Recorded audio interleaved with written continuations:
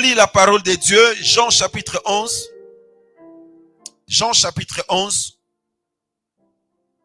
Verset, nous allons lire quelques portions. Nous n'allons pas lire tout le chapitre, mais quelques versets et qui va nous aider à la compréhension de l'exhortation de ce soir. Jean chapitre 11, verset 1er au verset 4. Je sauterai, je lirai le verset 21, puis le verset 32. Donc je lis Jean chapitre 11, verset 1 à 4. Il y avait un homme malade, Lazare de Béthanie, village de Marie et de Marthe, sa sœur. C'était cette Marie qui oignit de parfum le Seigneur et qui lui essuya le pied avec ses cheveux. Et c'était son frère Lazare qui était malade. Les sœurs envoyèrent dire à Jésus, Seigneur, voici celui que tu aimes est malade. Après avoir entendu cela, Jésus dit, cette maladie n'est point à la mort, mais elle est pour la gloire de Dieu, afin que le Fils de Dieu soit glorifié par elle. Je lis le verset 21, puis je lirai le verset 32. Verset 21 dit, Marthe dit à Jésus, Seigneur, si tu étais ici, mon frère ne serait pas mort. Verset 22, mais maintenant même je sais que tout ce que tu demanderas à Dieu, Dieu te l'accordera. Jésus lui dit, ton frère ressuscitera. Je sais, lui répondit Marthe, qu'il ressuscitera la résurrection au dernier jour. Jésus lui dit, je suis la résurrection et la vie. Celui qui croit en moi vivra quand même il sera mort. Et quiconque vit et croit en moi ne mourra jamais. Crois-tu à cela?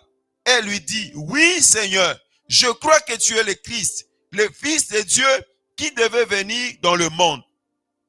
Je lis le verset 32. Lorsque Marie fut arrivée là où était Jésus, elle le vit, elle tomba à ses pieds et lui dit, Seigneur, si tu y étais ici, mon frère ne serait pas mort. Amen. Amen. Mettons-nous, merci que Dieu nous bénisse. Ces portions de l'écriture que nous venons de lire, nous la connaissons tous. Au 14e jour de notre programme, Dieu m'a mis à cœur que nous partageons sur l'histoire de cette famille.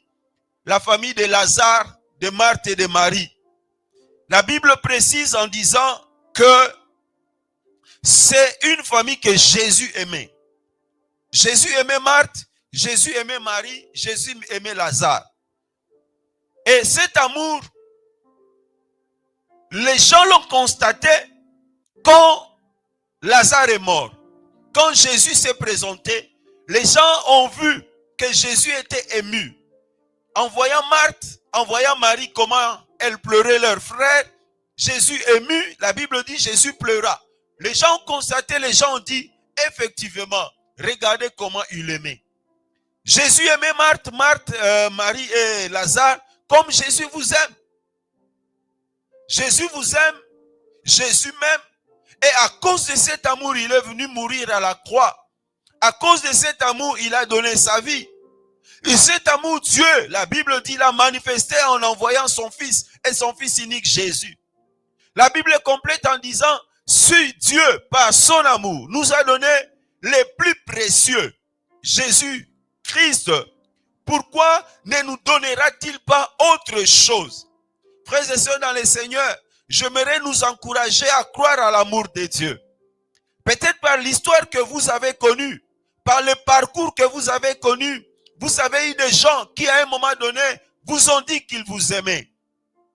À un moment donné, ils vous ont dit que sans vous, il n'est pas à l'aise, sans vous, il n'est pas calme. Mais à la longueur de temps, vous avez vu qu'ils vous ont trahi. Que tout ce qu'ils disaient, ce n'était que de simples paroles. Et depuis, vous avez haï l'amour. Ce mot amour, vous n'aimez pas l'écouter. Vous ne croyez pas à l'amour. Il y a des gens qui disent, l'amour n'existe pas, il n'y a que de preuves d'amour. Ça, c'est leur philosophie. Mais moi, laissez-moi vous dire qu'il y a l'amour qui existe. Et l'amour, c'est Dieu lui-même. Dieu, il est l'amour. Et nous devons croire qu'il est l'amour et nous devons croire que Dieu nous aime.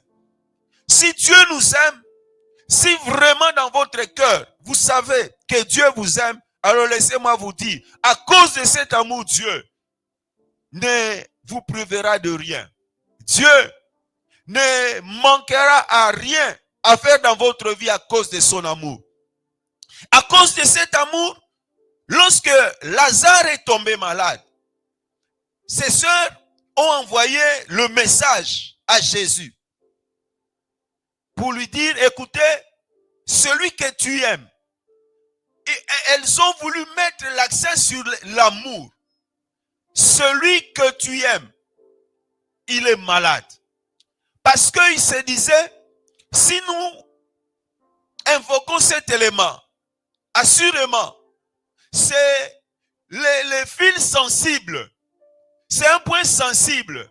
Ça toquerait le cœur de Jésus. Ça amènerait Jésus à réagir sur le champ. Parce que c'est quelqu'un qui l'aime. Qu'est-ce qu'on ne peut pas faire pour celui qu'on aime? On est prêt à tout faire pour celui que nous aimons. À nous sacrifier pour celui que nous aimons. À faire des choses que par vous-même vous ne pouvez pas faire, mais vous le faites parce que vous l'aimez. Marie-Marthe disait, nous allons dire, Jésus, celui que tu aimes, et il fera quelque chose. Frères et sœurs, on ne peut pas manipuler Dieu. Personne ne peut manipuler Dieu. Personne par ses propos, par ses paroles, par ses actes, il peut manipuler Dieu.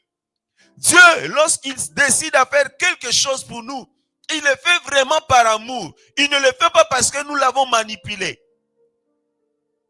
Et même lorsque nous posons un acte pour Dieu, ça ne peut pas être un acte pour influencer Dieu.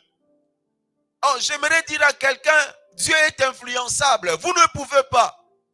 Vous pouvez tromper quelqu'un, mais pas Dieu.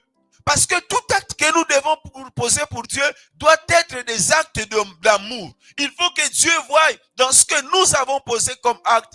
Vraiment, nous l'avons posé parce que nous aimons Dieu.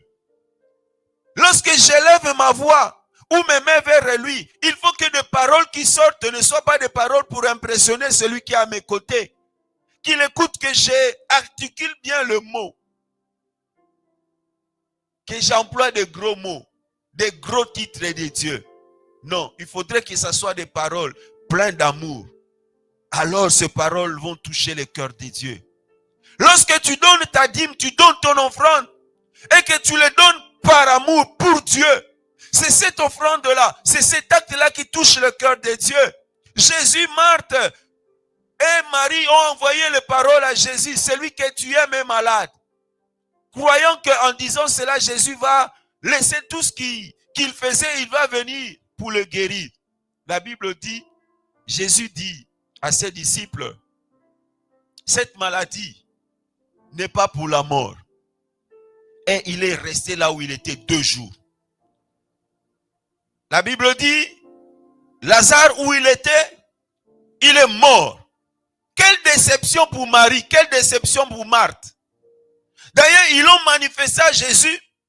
Le jour où Jésus vient et dit, Seigneur, tout cela c'est à cause de toi. Si tu étais ici, Lazare ne serait pas mort. C'est parce que tu nous as abandonnés, tu nous as laissés. D'ailleurs, nous t'avons même informé de ce problème. Lorsqu'il était encore malade, Jésus, nous t'avons informé. Nous avons envoyé quelqu'un te dire qu'il est malade et tu n'es pas venu. Si vous étiez à la place de Marie et Marthe, je crois que même saluer, vous n'allez pas le saluer. Le recevoir, vous n'alliez pas le recevoir. Ou peut-être vous alliez dire, est-ce que tu es venu ici pour te moquer de nous? À quoi bon que tu viennes? Lorsqu'on avait besoin de toi, tu n'étais pas là. Lorsqu'on avait besoin de toi, on t'a même envoyé un message, tu n'es pas venu. Frères et sœurs, il nous arrive aussi de voir, d'être déçus. Seigneur, j'ai prié, j'ai jeûné, j'ai fait ceci ou cela. D'ailleurs, pourquoi faire encore ces 21 jours? J'étais là pendant les 10 jours.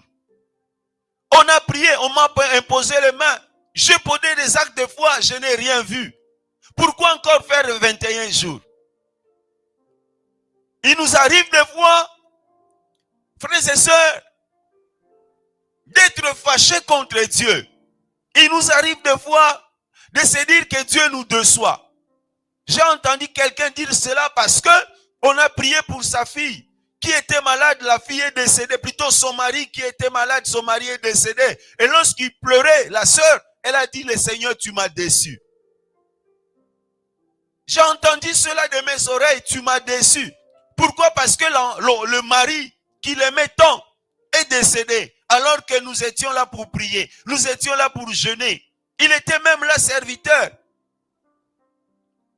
Décédé. Seigneur, tu m'as déçu.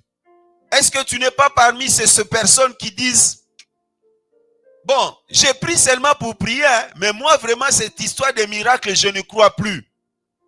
Parce que tu as entendu tellement de prières, parce que tu as suivi tellement de prières. Tu es dans combien de groupes qui passent sur Internet? Tu es dans Kanguka. Tu es là parce que tu vois, c'est aujourd'hui, lui là, tu es là derrière Kanguka. À quelle heure tu es là? Tu es dans les prières de combat, tu es là. Tu es dans ceci, tu es là. Tu es tellement dans tout ce programme-là. Même si tu participes à tout ce programme, mais tu ne crois pas. Frères et sœurs, tu ne fais plus parce que tu as dit, je l'ai fait, j'ai fait déjà, j'ai essayé déjà, ça n'a pas marché. J'ai fait des jeûnes. Toi, tu ne sais pas quand nous on montait dans le montagne, tu ne sais pas combien de retraites je suis entré pour ce problème. Marie a dit, d'ailleurs, si tu étais là, c'est déjà trop tard. Si tu étais là, peut-être il y avait l'espoir. Si tu étais là, oui. Si tu étais là. Alors ce soir, j'aimerais te dire et te poser la question. Si Jésus était là, mets-toi à la place de Marie. Parce que Marie et Marthe ont répété la même parole à Jésus. Si tu étais là, Jésus, si tu étais là, alors moi aussi j'aimerais te poser la question. Si Jésus est là, à côté de toi, si Jésus est là, alors qu'est-ce que tu allais lui dire? Ou qu'est-ce que tu vas lui dire? Parce que pour Marie et Marthe, si Jésus était là, ils allaient insister pour qu'il guérisse Lazare. Si Jésus était là, il allait tout faire pour que Lazare ne meure pas. Alors, mes frères et sœurs, Marthe et Marie, oui, ils ont vu, ils ont compris que Jésus avait la capacité, que Jésus avait la possibilité de faire que Lazare ne meure pas, que Jésus était capable de faire que Lazare se guérisse. Jésus était capable. Marthe et Marie ont commencé par voir en Jésus qu'il est capable. Ah, puisqu'il est capable, nous attendons qu'il va faire quelque chose. La première des choses, moi j'aimerais te dire ce soir, frères et sœurs, lorsque tu vois Jésus, lorsqu'on te parle de Jésus, ou lorsque tu considères Jésus dans ta vie, que vois-tu de lui? Que penses-tu de lui? Est-ce que tu le vois que Jésus, il est capable pour tous les problèmes qui arrivent dans ta vie? Que Jésus est capable de résoudre tous ces problèmes? Que Jésus est capable de changer tous ces problèmes? Que Jésus est capable de solutionner tous ces problèmes? Marthe et Marie, ils ont vu en Jésus qu'il était capable de faire que Lazare soit guéri. Mais est-ce que tu vois de Jésus qu'il est capable aussi dans ta vie à résoudre tes problèmes? Vous savez, il y a des gens qui prennent Jésus pour un personnage historique. Un personnage, quelqu'un qui a existé. Non, ça c'est pour les Juifs. Lorsqu'on parle de Jésus, j'ai entendu quelqu'un de cette église.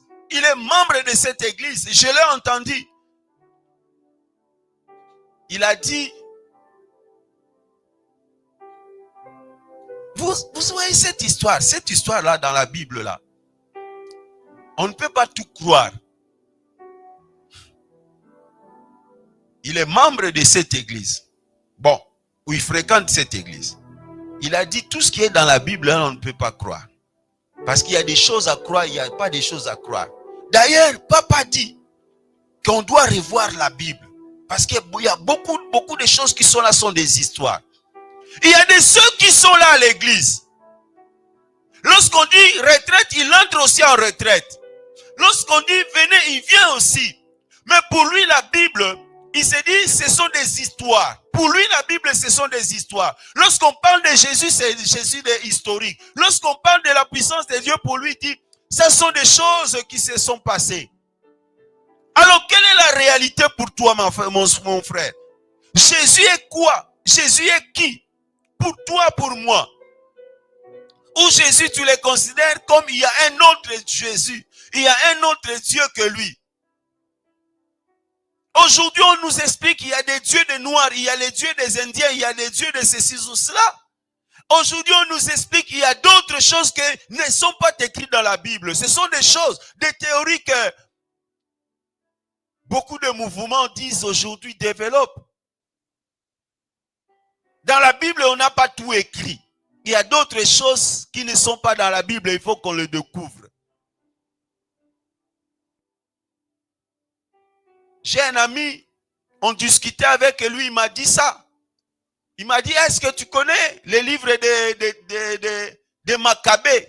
Est-ce que tu connais les livres de ceci ou cela? Ce sont des livres qu'on dit, ce sont des livres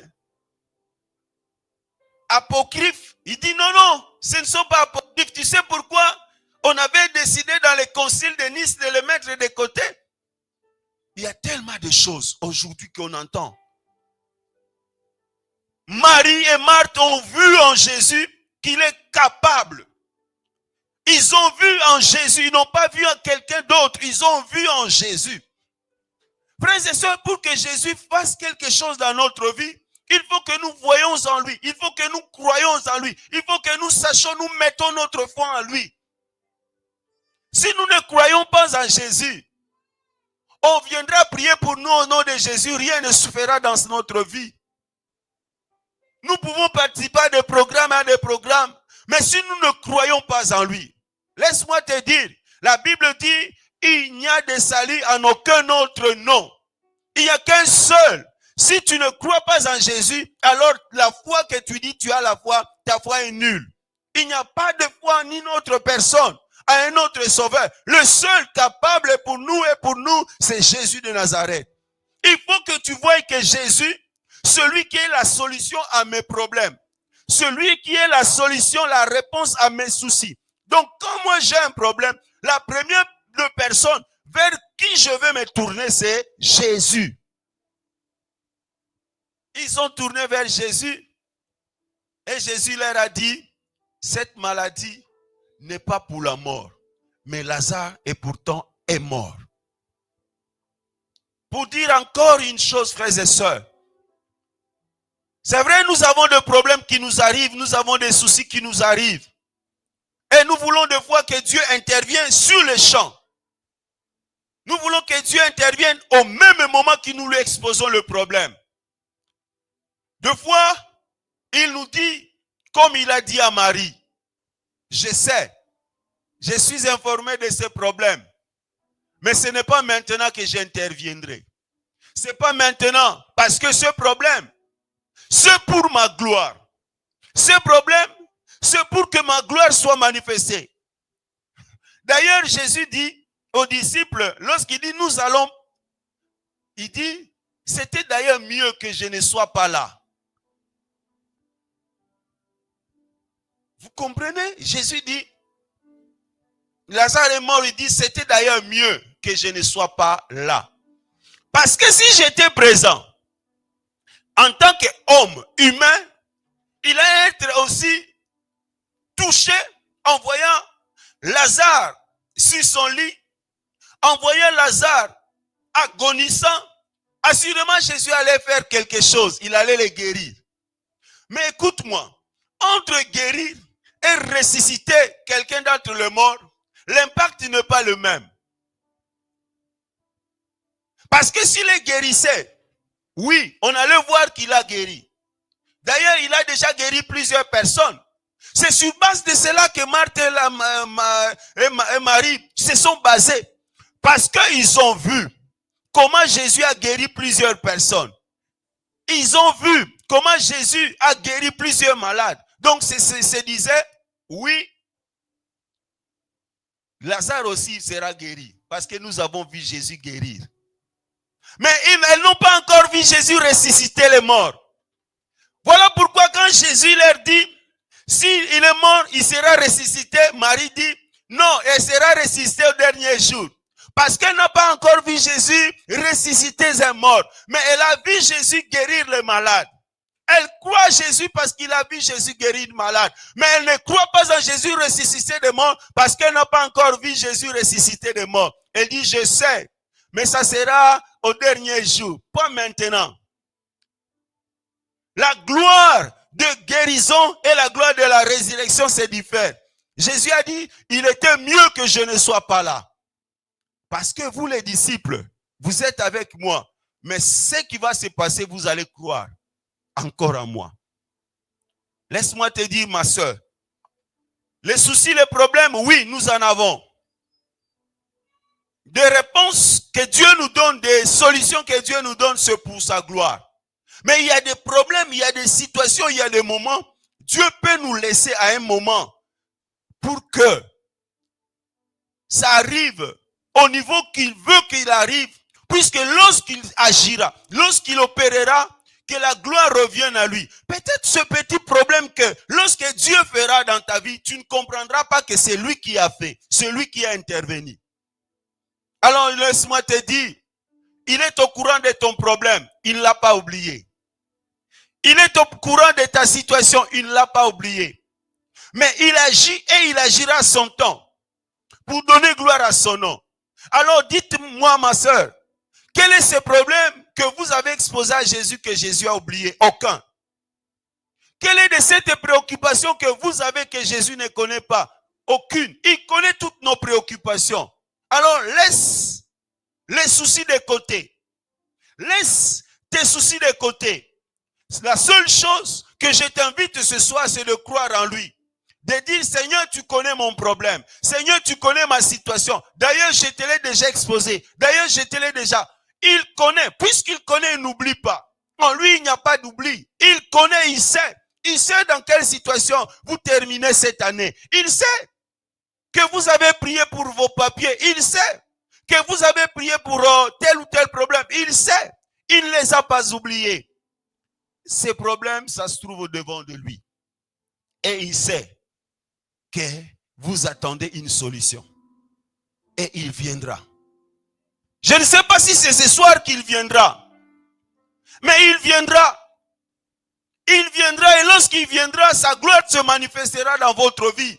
Lorsqu'il viendra, vous oublierez de ces problèmes. Oui, ce jour-là, Marie et Marthe ont oublié comment elles ont pleuré. Lorsqu'elles ont vu Lazare sortir du tombeau, oui, elles ont oublié les larmes qu'elles ont fait couler parce que la gloire de Dieu se manifestait. Oh oui, j'aimerais dire à quelqu'un ce soir, lorsque la gloire de Dieu se manifestera dans ta vie, tu oublieras tous les temps, tous les moments, toutes les souffrances et les pleurs que vous avez connus. Vous oublierez ces jours-là, vous chanterez parce que la gloire sera tellement grande et tout le monde viendra auprès de vous pour vous dire félicitations. Parce que la gloire de Dieu s'est manifestée dans votre vie. Mais laisse-moi te rappeler ce soir encore. Est-ce que vous voyez en Jésus un Dieu capable? Est-ce que vous voyez en Jésus un Dieu tout-puissant pour agir dans votre vie? Est-ce que vous voyez en lui qu'il a la solution à votre problème? Est-ce que vous voyez en Jésus qu'il a la guérison à votre maladie? Est-ce que vous voyez en Jésus il a le changement de votre situation? Alors si vous voyez qu'il a ça, parle-lui. Parle-lui. Parle-lui. Il est là à côté de vous. Alors pourquoi vous ne voulez pas lui parler de votre problème? Marthe a dit, si tu étais là, tu allais agir. Alors Jésus est avec toi d'ailleurs. Marthe, on dit ça, et Marthe et Marie ont dit cela parce que ils voulaient que Jésus soit physiquement. Et physiquement, Jésus n'était pas là. Ils ne l'ont pas vu. Frères et sœurs, tu n'as pas besoin de voir Jésus comme moi pour que tu crois qu'il est avec toi. Tu n'as pas besoin qu'il se présente physiquement pour que tu voies. Non, non, non. La Bible dit, heureux ceux qui ont cru sans avoir vu. Il a dit, je serai avec vous tous les jours. Son nom c'est Emmanuel. Celui qui a cru en Jésus, Jésus est avec lui. Il a dit qu'il ne nous laissera pas. Il est tous les jours avec vous. Alors vous n'avez pas besoin de sentir les chairs de poule. Vous n'avez pas besoin que les cheveux de vos têtes se redressent pour que vous croyiez qu'il est avec vous. Il est avec vous. Puisqu'il est avec vous, alors associez-le à vos soucis. Associez-le à vos problèmes. Dites, Seigneur, moi je ne peux pas. Parce que moi je n'ai pas de solution, moi j'ai des problèmes. Mais toi tu as la solution. Ils étaient dans la barque. Et ils ont constaté que la barque commençait à s'enfoncer. Parce que les tourbillons s'étaient levés. Qu'est-ce qu'ils ont fait?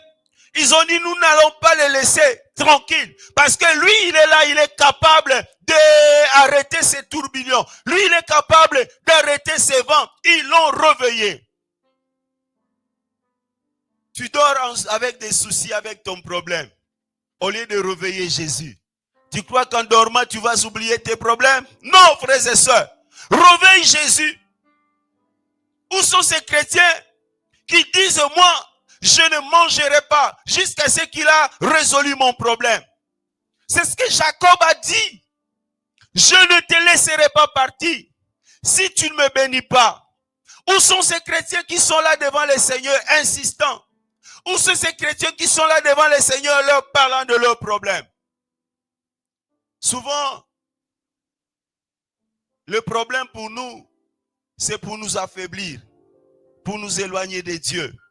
Le problème, c'est pour nous, ce sont des moments pour nous d'être malheureux.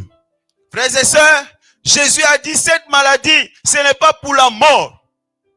Alors Marie et Marthe ne soient pas tristes. Cette maladie, c'est pour la gloire de Dieu. Oh, les chrétiens qui connaissent le Seigneur, lorsqu'un problème vient dans sa vie, il dira, c'est l'occasion que Dieu se glorifie dans ma vie. C'est l'occasion pour moi d'avoir de quoi témoigner Dieu. Parce qu'il sait, dans ce problème, Dieu interviendra, Dieu agira. Frères et sœurs, lorsque nous avons des soucis, est-ce que nous voyons que c'est l'occasion pour moi de témoigner? Parce que Dieu agira. Parce que Dieu opérera. Si tu étais là, Jésus est là. Alors qu'est-ce que tu fais de ce Jésus, frères et sœurs? Le Tout-Puissant est à tes côtés. Est-ce que tu fais comme cette femme qui venait tous les jours devant les juges? Elle a dit, je ne laisserai pas les juges tranquilles aussi longtemps qu'ils ne jugent pas de ma cause. Elle était là tout le temps. Où sont les chrétiens qui, excusez-moi le terme, qui bousculent Dieu? Où sont les chrétiens qui ne laissent pas Dieu tranquille? Seigneur, résous pour mon problème. Seigneur, cette maladie continue encore. Seigneur, ce problème continue encore. Seigneur, ces soucis continuent encore. Où sont ces chrétiens? Ou bien on a des chrétiens aujourd'hui. Maman, comment tu ne te fais pas voir? Ah, papa, trop de problèmes. Où sont ces chrétiens?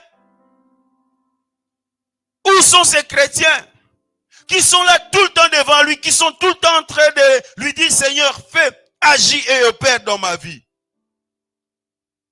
Ou toi aussi, Jésus est parti en voyage. Il t'a déjà laissé. Il est parti.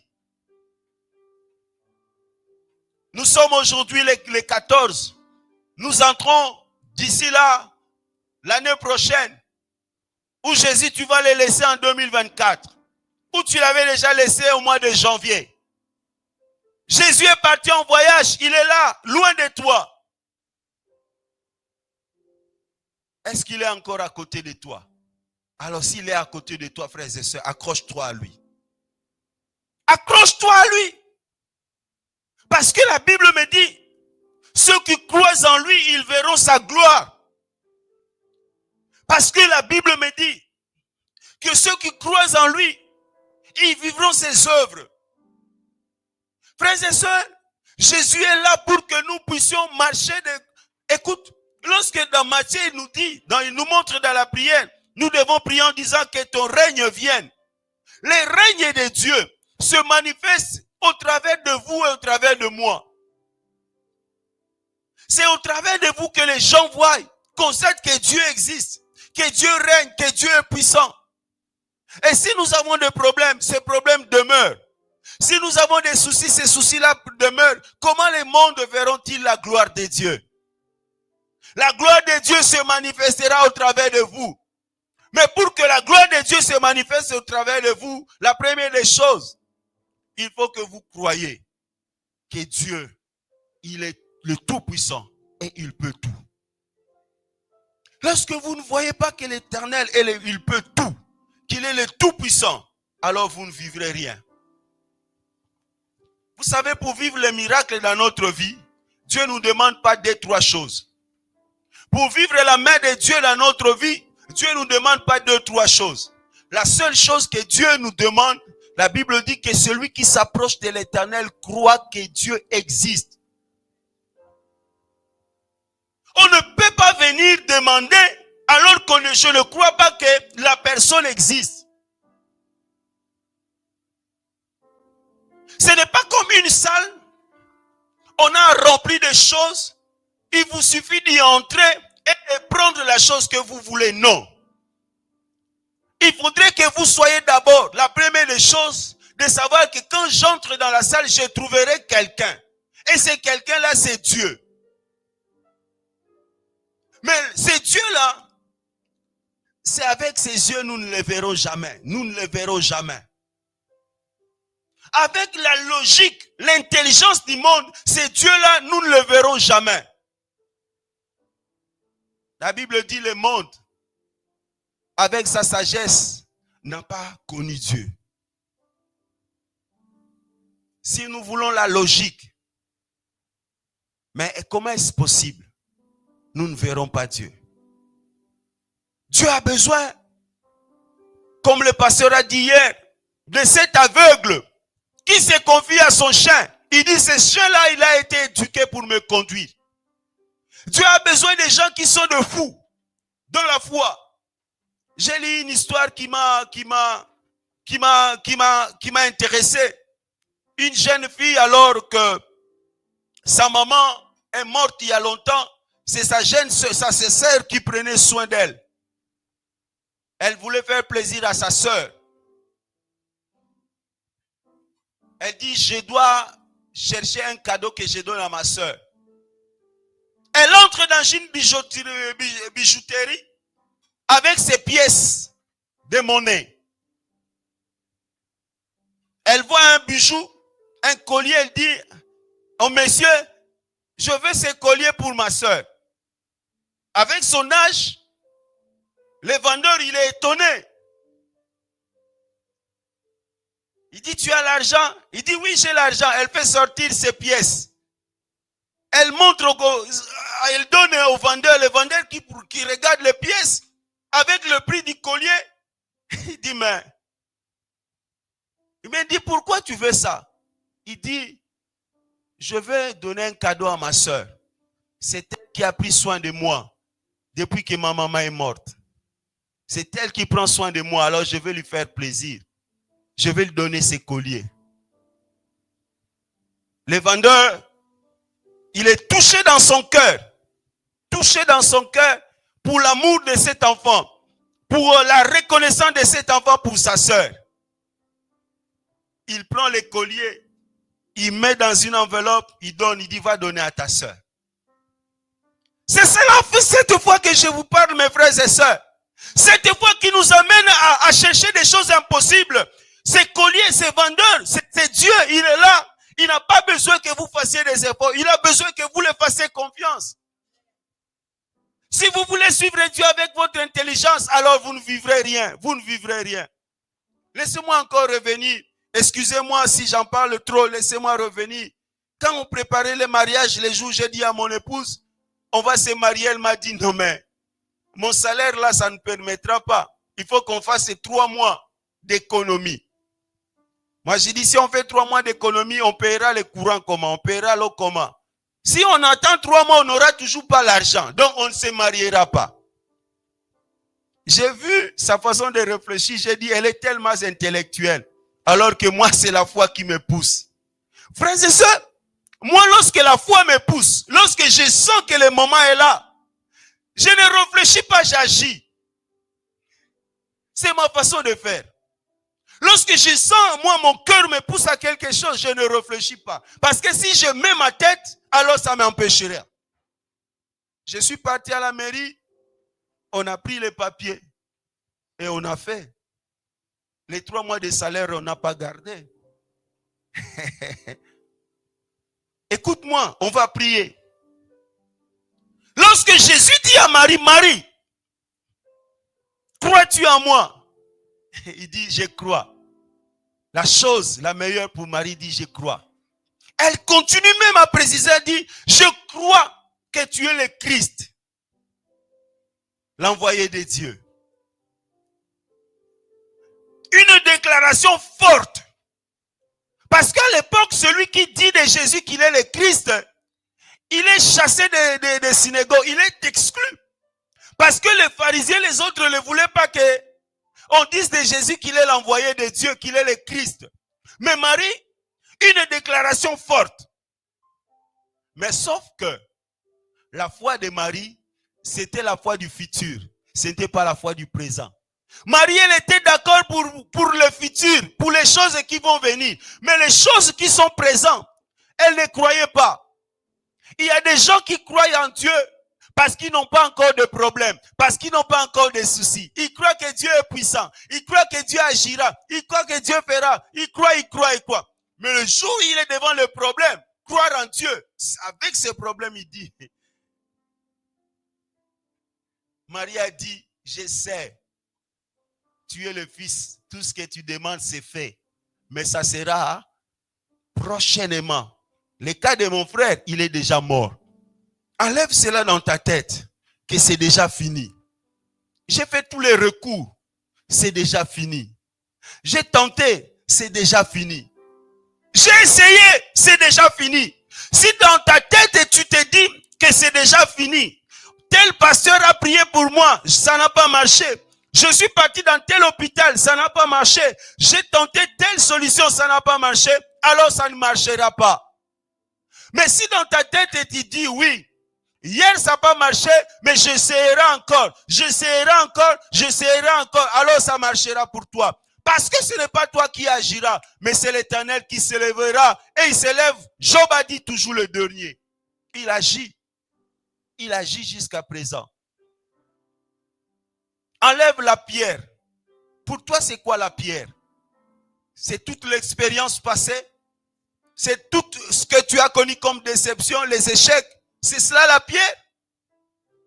Marie, enlève la pierre. Non, Seigneur, ça fait déjà 4 jours. C'est quoi la pierre? C'est quoi la pierre, ma soeur? C'est quoi la pierre? Enlève cette pierre. Pourquoi tu dois enlever cette pierre? Parce que quand il te dit de l'enlever, Jésus te dit enlève la pierre, il sait.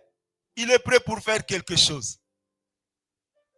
Lorsque Dieu te pousse, lorsque Dieu te parle, c'est qu'il a quelque chose à faire dans ta vie. Souvent nous ne comprenons pas. Lorsque Dieu nous parle, nous ne comprenons pas. Dieu ne nous parle pas des fois en insistant. Non. Frères et sœurs, chaque fois que moi j'ai vécu la main de Dieu dans ma vie, ce n'était pas en insistant, ce n'était pas en rêvant. Je n'ai pas eu un songe, mais j'ai senti en moi une poussée, quelque chose qui me pousse. Il dit agis, fais, engage-toi. Et lorsque je m'engage, je trouve le chemin déjà ouvert. Marie se posait la question, qui nous roulera la pierre? La pierre est là. Elle ne savait pas que Dieu avait déjà pris le contrôle de la pierre. Il ne savait pas que Dieu avait déjà trouvé une solution. De ce problème que toi tu penses que c'est encore compliqué, tu ne sais pas que Dieu a déjà demandé à son ange d'enlever la pierre. Frères et sœurs, enlève dans ta tête l'esprit d'empêchement. Ça ne peut pas. Seigneur, d'ailleurs, que ta volonté soit faite. La volonté de Dieu, la Bible dit, c'est pour nous donner des jours meilleurs. La volonté de Dieu pour nous donner les lendemains meilleurs. C'est cela la volonté de Dieu, frères et sœurs. Il n'y en a pas une autre volonté. Il dit, je connais les projets que j'ai formulés pour vous. Je connais les plans que j'ai formulés pour vous, frères. C'est cela la volonté de Dieu pour votre vie. La volonté de Dieu, ce n'est pas la souffrance pour vous. Ce n'est pas la maladie pour vous. La maladie arrive, oui, parce que vous avez un corps. Mais lorsque la maladie arrive, présente ce problème au Seigneur. Dis, Seigneur, mon corps est normal. Il est malade parce que c'est un corps. Mais je sais, tu sais me donner la force. Tu sais guérir ce corps. Nous acceptons des fois des choses parce que nous n'avons plus la foi. Et la Bible dit, si nous manquons de la foi, il est difficile pour avoir quoi que ce soit auprès de Dieu. Il n'opère que par la foi. Il est là ou il est absent? Est-ce que Jésus est là? Ou Jésus aussi est parti? Tu l'attends retourner pour que tu lui parles de ton problème. On va prier. Est-ce que Jésus est là avec toi? Alors si Jésus est là avec toi, ce soir, tu vas lui parler de tes problèmes. Ne dis pas comme au passé, Seigneur, si tu étais là, j'aimerais te dire, il est là avec toi. La seule chose qui va faire que le Seigneur te lâche, te laisse, c'est le péché. Mais si dans ta vie, rien ne te reproche, si ton cœur ne te reproche pas, tu te dis, moi je marche en craignant le Seigneur. Je marche en me séparant de tout ce qui est mal. Il est avec toi. Parce que c'est lui qui a dit, je ne vous laisserai pas. Alors s'il est avec toi, parle-lui de tout ce qui t'embête. Pourquoi tu les gardes là pour toi? Pourquoi tu te soucies de ces problèmes alors qu'il est là? Mais s'il est parti en voyage, s'il est loin, parce qu'il y a quelque chose que tu as fait, que j'ai fait, qui l'a amené à nous s'éloigner de nous, frères et sœurs, tu n'as qu'à lui demander pardon. Lui dis, Seigneur, je me suis mal comporté. Je fais des choses que toi tu n'aimes pas. Ma vie a commencé à dégager l'odeur que tu n'aimes pas. Tu es parti loin de moi. Seigneur, pardonne-moi. Lave-moi par le sang. Et reviens. J'ai besoin de toi. Il est là. C'est l'expérience. Vous savez ce que Gédéon a dit? Lorsqu'on vient dire à Gédéon, le Seigneur est avec toi. Voyons au héros. Il dit, laisse tomber cette histoire. Si le Seigneur est avec moi, pourquoi tous ces problèmes? C'est ce que tu t'es dit. Les problèmes dans ta vie ne signifient pas que Dieu n'est pas avec toi. Gédéon pensait que si Dieu est avec eux, ils n'auront pas de problèmes, ils n'auront pas de soucis. Les problèmes, les soucis peuvent venir. Mais cela ne signifie pas que nous n'avons pas Dieu avec nous. Nous avons Dieu avec nous. Ce problème, frères et sœurs, c'est pour que nous voyions la main de Dieu. Pour que le monde voie la gloire de Dieu au travers de nous. Nous empêchons que le monde voie la gloire de Dieu par notre manque de foi. Nous manquons de foi. Pour dire, Seigneur, utilise-moi comme un instrument. Que le monde voie que tu es le Dieu qui guérit. Alors celui qui est malade, je lui dirai, moi aussi j'étais malade. D'ailleurs, ma maladie était plus grave que la tienne. C'est Dieu là m'a guéri.